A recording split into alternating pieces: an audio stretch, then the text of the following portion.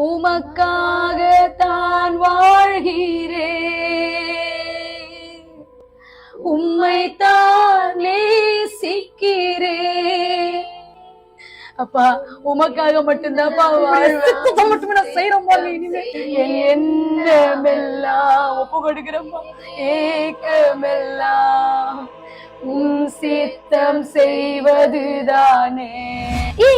நான் வந்து என்ன பண்றேன்னா, இது வந்து இப்படி இப்படி இருக்கும், ஓகேவா?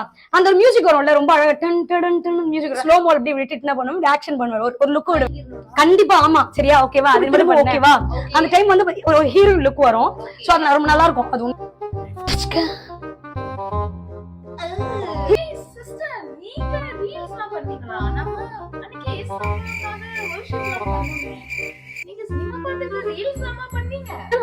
முன்னாடி ஏசப்பாவை ஏத்துக்காத முன்னாடி வந்து நான் ரொம்ப ரீல்ஸ் போடுவேன்.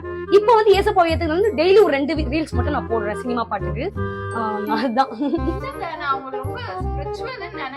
இல்ல தப்பா நினைக்காது, சினிமா பாட்டு போடுவேன், பட் ஐ எம் ரொம்ப ஸ்பிரிச்சுவல். உண்மையா நேச்சராவே ரொம்ப ஸ்பிரிச்சுவல். சித்தம் செய்யறதுதான் எனக்கு வாழ்க்கையில மிகப்பெரிய கொள்கை நோக்கம்.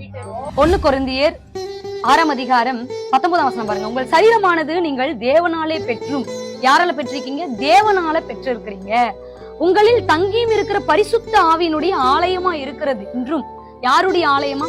நம்மள தங்கி இருக்கிற பரிசுத்த ஆவியானவருடைய ஆலயமா.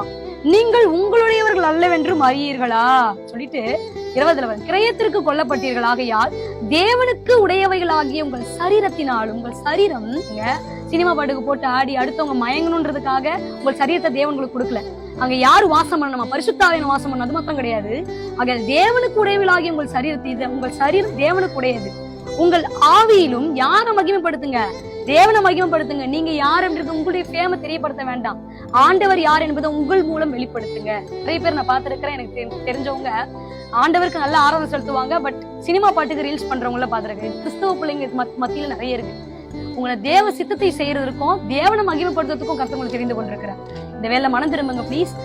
நிறைய சினிமா பாட்டுக்கு போடுறத அவாய்ட் பண்ணிக்கோங்க. ஆண்டவருக்கு உங்களால சேவை செய்ய முடியாது, பிசாசு தான் சேவை செஞ்சுட்டு இருக்கீங்க.